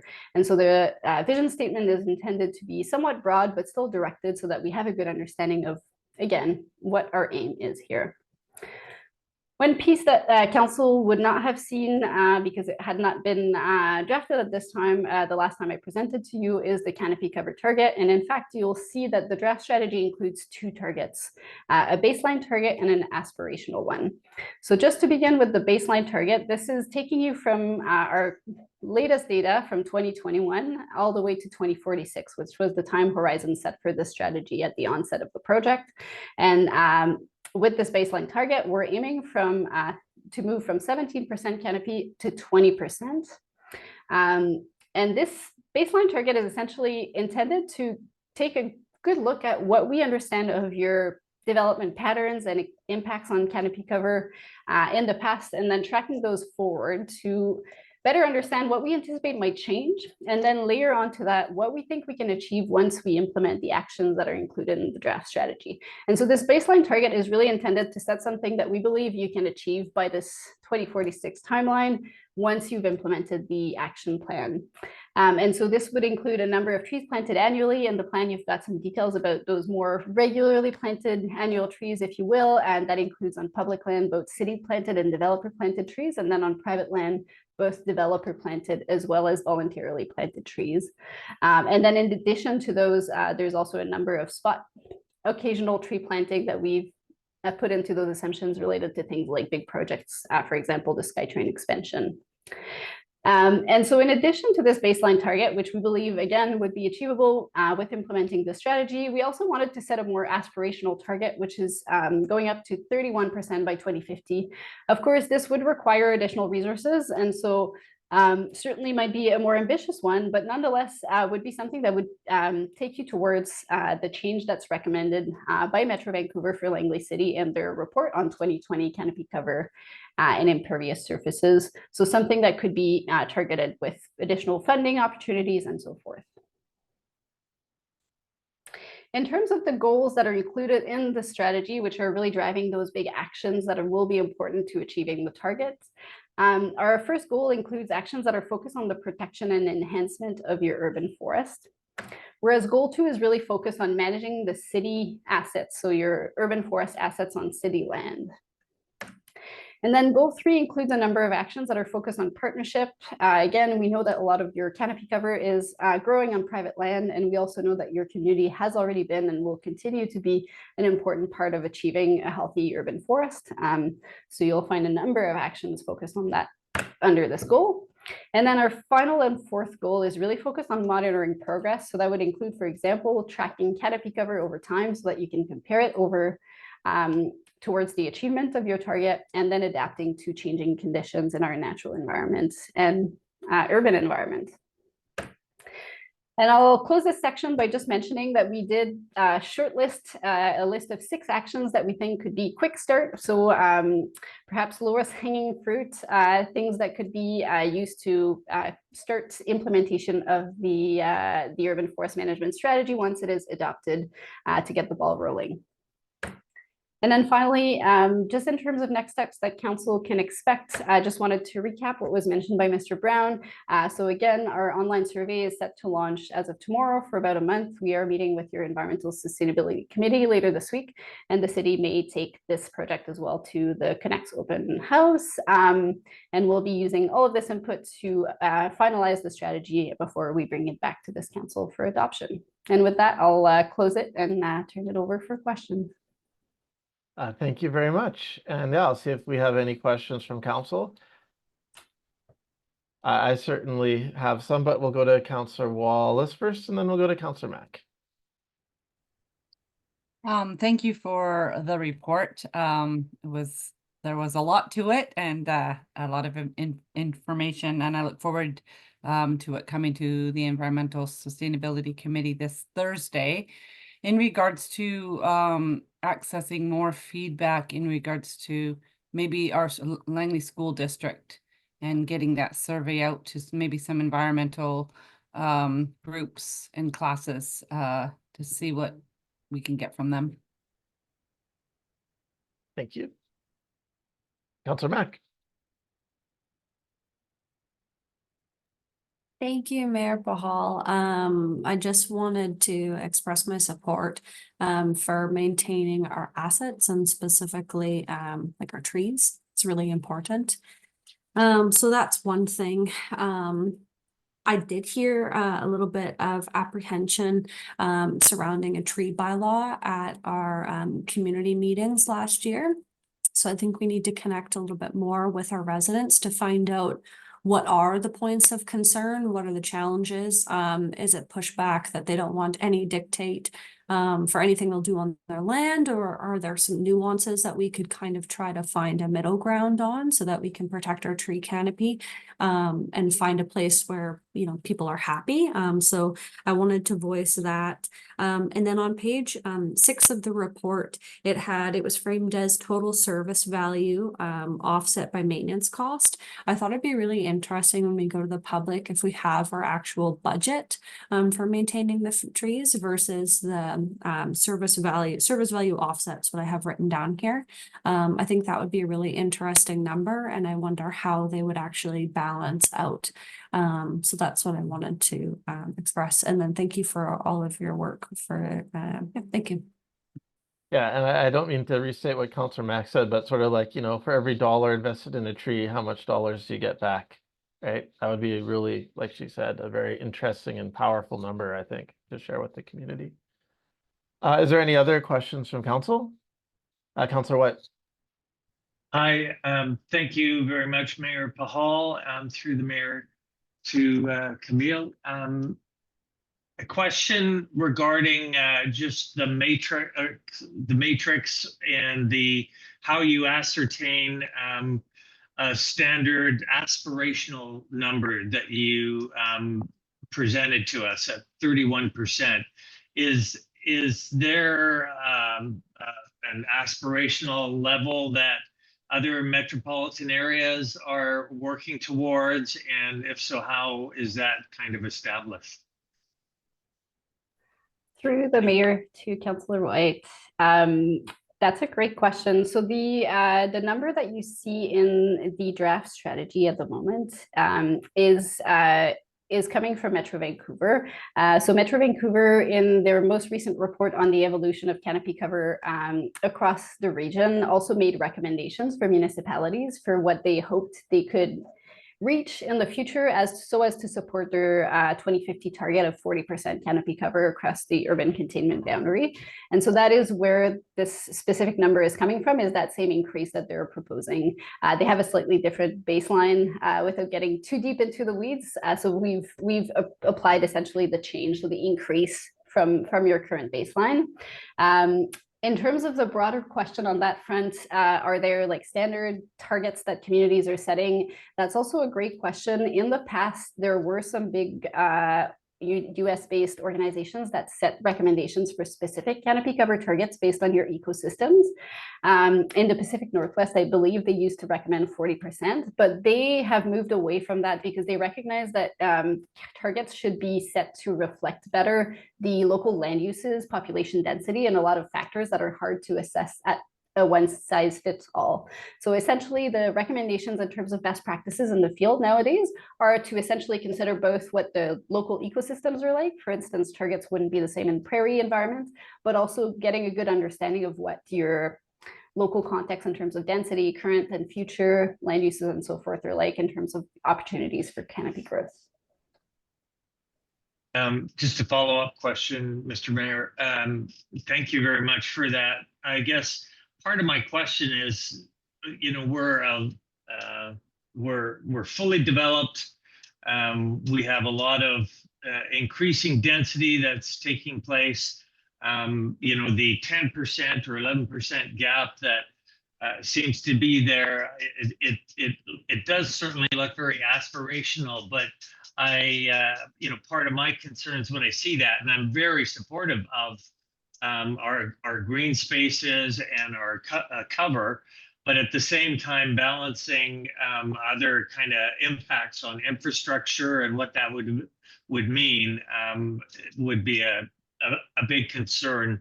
You know, I think in the future as well, is how would that be impacting our infrastructure as well? So thank you. Thank you. Any other questions or comments from council? So I'm not seeing any. Just I guess kind of a follow-up. I know Mr. Johansson was speaking once about how we could achieve tree canopy growth in high density areas.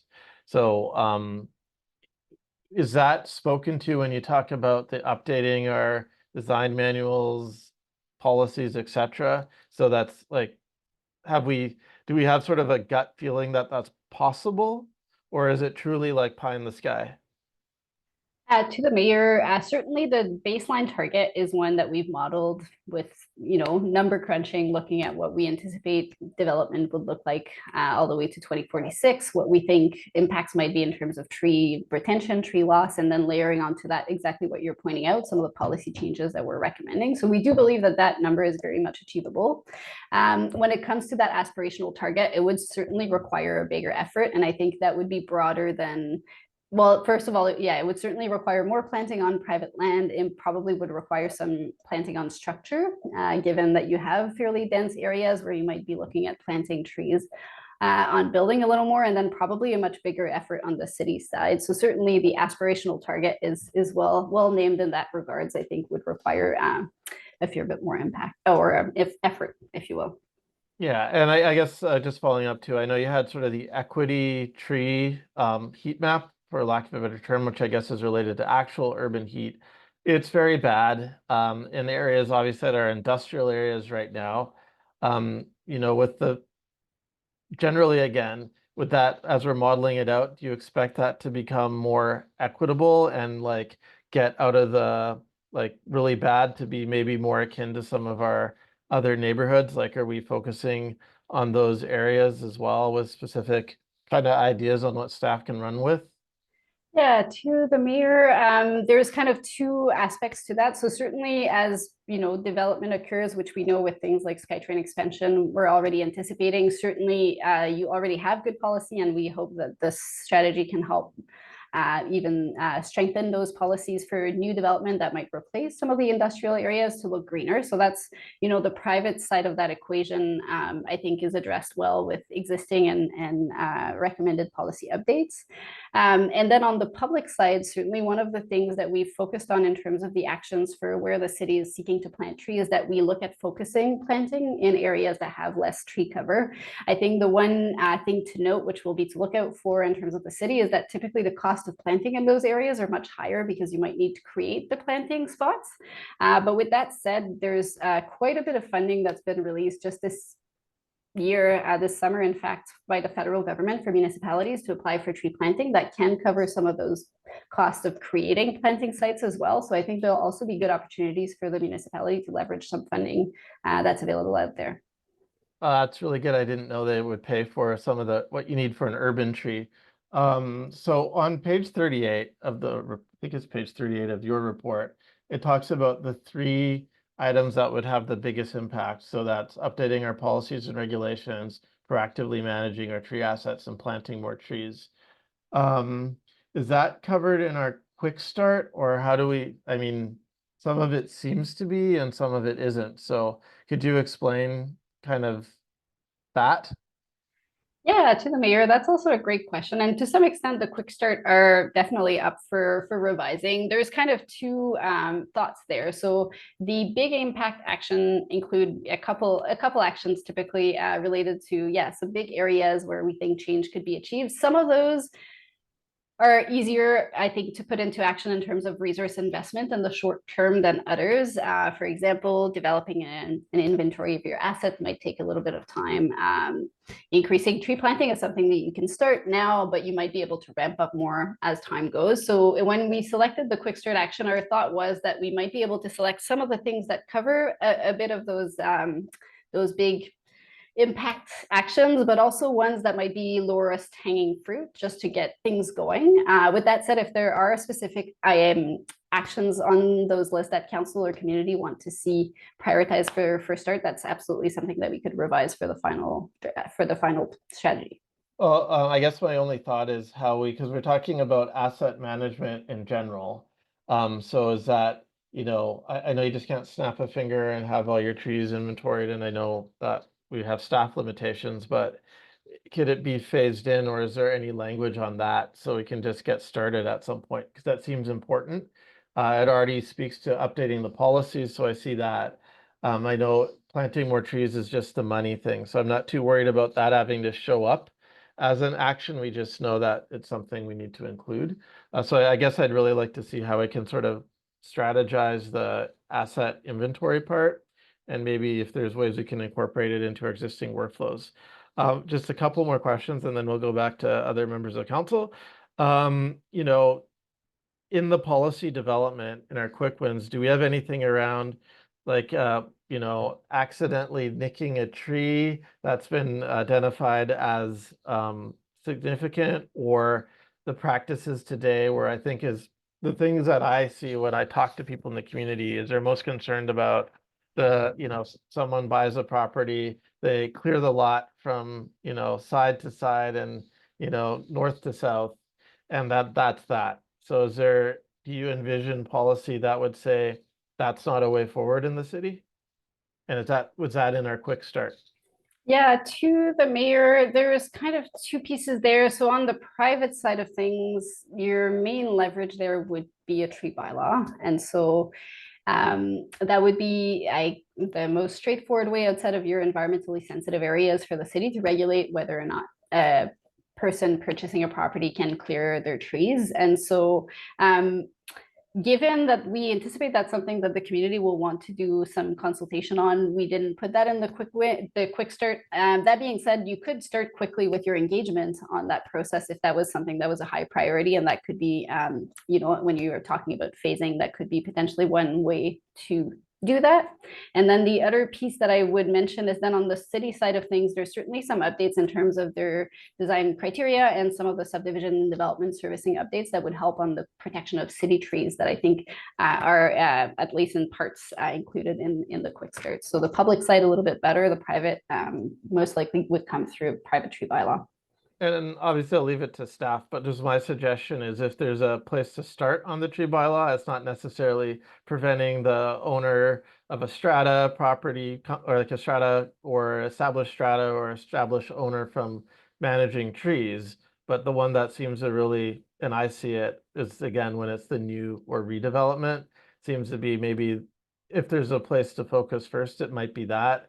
And then talk to the community, obviously, and see what they want, but that's probably the better course there. My final item is just Hunter Park. You noted that it was cleared to create greens, play space in the report.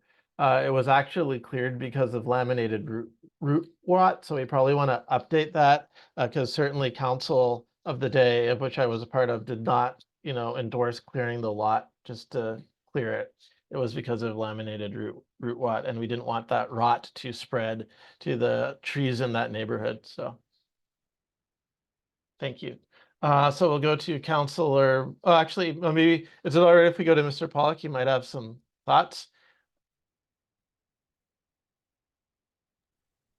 Thank you, Mr. Mayor. Again, just to build on the comments that were made there, like the plan obviously is one that lays out a strategy for 30 odd years. I think what I would foresee us doing is to work through the development of the final strategy, look at some of these issues, then come back to you with an implementation plan that will also become part of the financial plan for next year to, if it is a tree bylaw, not saying one way or the other, but if that were the case, there's obviously resources required to that, and that's quite a discussion to have around some of the issues that have been mentioned. So the intent would be is whenever we develop a strategy that we will certainly come back to council and then pick out those items that are high priority short term, and then start working our way through that and have that ongoing discussion as we move forward. Thank you. Thank you so much. Councillor Mack. Thank you, Mayor Pahal. Through the mayor to staff, I was just wondering, the comment about funding that's opened up for tree planting piqued my interest. So I was wondering if there's any direction that needs to be given from council for staff to take a peek at that, or potentially if that work is already underway.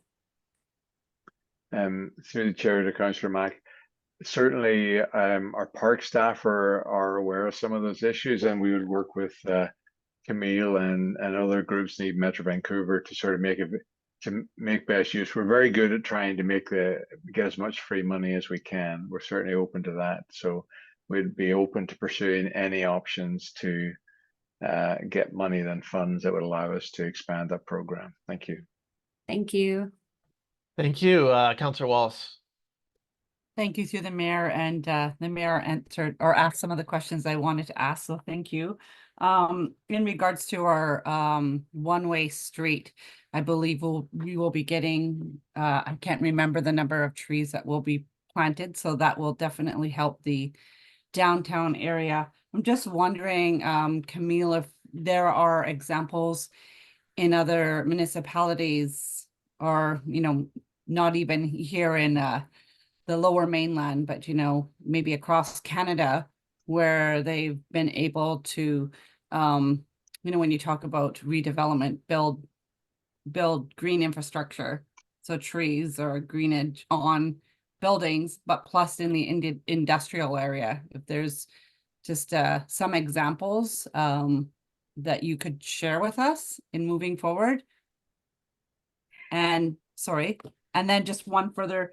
On 42, you talk about NGOs, and I was just wondering if you could add the Langley Field Naturalists, or you have had any communication with them.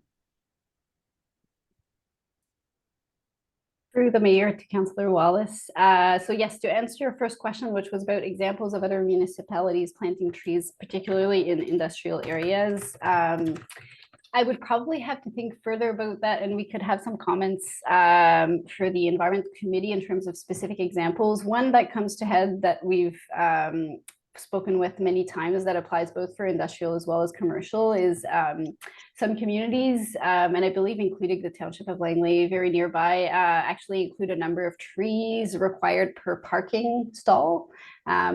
Usually those are best implemented if you have good soil volume requirements that accompany them. So typically that would in industrial areas, the two things that I can think of that I've seen off the top of my head would include, planting related to parking, and then buffers certainly, and making sure that you have setbacks that allow for plenty of space for large sized trees to grow. But we could certainly come back with some more specific examples than that. And then, yes, certainly per your request on the Langley Field Naturalists, we can certainly add them to the list. I'd have, again, to look at my notes to see it last year, whether we had engaged with them specifically or not. But yes, certainly that's something that we can absolutely mention in the strategy. Thank you. Perfect. Mr. Pollock. Through yourself, Mr. Mayor, just to Councillor Wallace, just to confirm that on the Fraser One-Way, we're actually planting just short of 90 trees along that section, including both the silva cells and structural soil underneath the ground as well. So there's going to be a significant change in that area in the very near future. Thank you. Thank you very much, Mr. Johansson.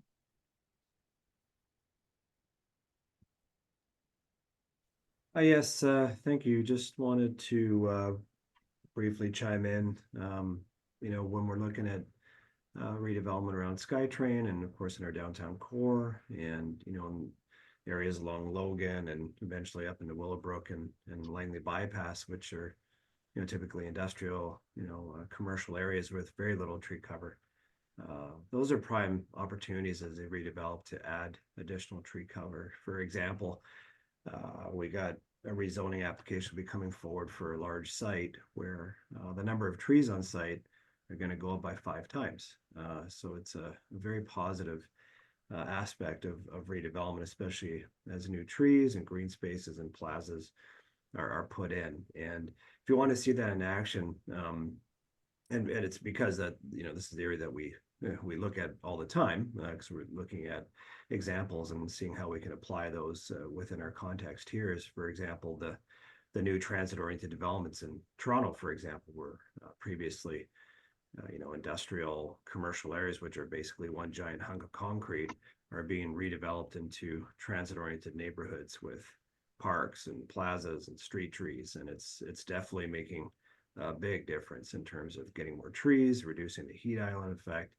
And you can actually see the change over time looking at Google Earth. So it's something that we can definitely do here to support the implementation of the tree bylaw.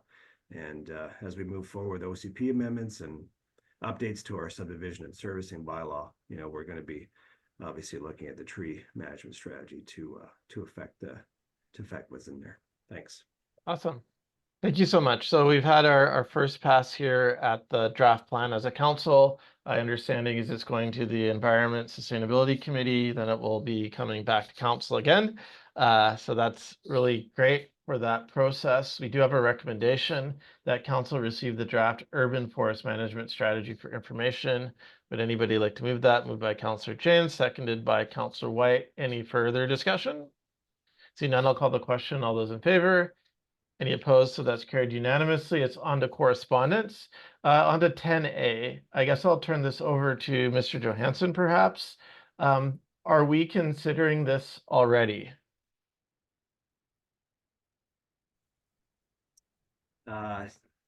So item 10A, just let me check my inclusion of home health care as an eligibility for intermunicipal mobile business. Oh, yes, yes.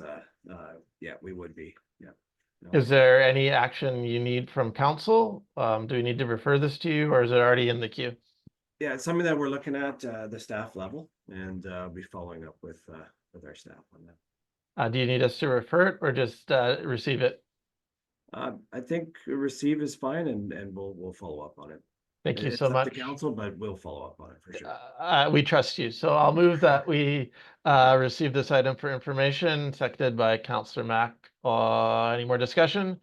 Seeing none, I'll call the question. All those in favor, opposed, carried unanimously. Item 10B, this is a type 3 amendment. I'd just like to move that we refer it to staff like we have in the past for them just to provide comments to Metro Vancouver. So if there's a seconder, seconded by Councillor Mack. Again, from what I understand, Mr. Johansson and Councillor Albrecht may know more, but it's sort of, I think, a standard thing that's been happening in that Surrey area for a while. So that's correct. Yeah, I would only flag that we're potentially losing a little bit of industrial property, and it's harder to come by as the years go on. So perfect. Thank you, Councillor. So with that, I think I am getting tired right now. Did I move it yet, Mr. Scanny? Okay, good. So I will move that we refer the Metro 2050 Type 3 Proposed Amendment, City of Surrey, 7800 128th Street to Council, seconded by Councillor Mack. Any further discussion? Seeing none, I'll call the question. All those in favor? Any opposed? That's carried unanimously. We are at the end of the meeting. Thank you all for being with us. I know it's a little bit new for some, a little bit rusty for some of us doing this virtual format. So I appreciate everybody's patience as we got through this and with some of the technical difficulties. So with that, I'll move that the meeting adjourn, seconded by Councillor James. I'll call the question. All those in favor? Any opposed? So that's carried unanimously. I hope everybody has an excellent evening. I'll see you. Bye for now.